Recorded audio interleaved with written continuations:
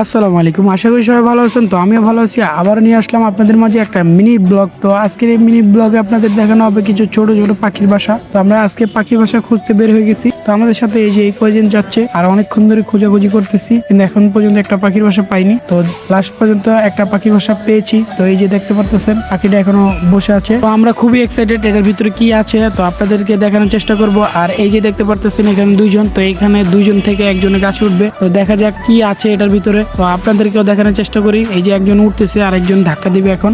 এই যে ধাক্কা দিতেছে, তো সে উঠেও গেছে। দেখা যাক কি পাওয়া যায় এটার ভিতরে। তো আমরা অনেক মনোযোগ সহকারে দেখতেছি। তো অবশেষে দেখা মিললো, এটার ভিতরে আছে শুধুমাত্র দুইটা ডিম। তো এগুলা কিছু করব না। তো ব্লগ তো আবারও নিয়ে আসলাম আপনাদের মাঝে পার্ট 2। তো অনেকক্ষণ ধরে আমরা এখানে বসে আছি, বসে বসে ভাবতেছি কোথায় কি পাওয়া যায় কিনা, ধরা যায় কিনা। এখন পর্যন্ত একটা পাখি পাইনি। তো বাসা খোঁজার জন্য অনেক চেষ্টা করতেছি, আশেপাশে তাকাচ্ছি, কিন্তু কোনো বাসায় পাচ্ছি না। তো চেষ্টা তো বহুত করতেছি, এখন পর্যন্ত পাইতেছি না। তো আমরা দেখতে পারতেছেন আমরা অনেকক্ষণ ধরে এখানে বসে আছি। তো এই মুহূর্তে আমাদের মাথায় চিন্তা আসলো, চলো বাসাটার দিকে যাওয়া যাক। বাসাটার কি অবস্থা। তো এই মুহূর্তে একজন উঠে গেছে বাসার উপরে। তো দেখা যাক বাসাটার ভিতরে কি পাওয়া যায়। তো আগের বার দেখাইছিলাম দুইটা ডিম, তো এখন কি পাওয়া যায় আল্লাহ জানে। তো সে বসে আছে অনেকক্ষণ ধরে, কিছু বলতেছে না, নিশ্চয়ই কোনো সুসংবাদ আছে। তো দেখা যাক। এবার আমি উঠলাম, আমি উঠে দেখি কি আছে।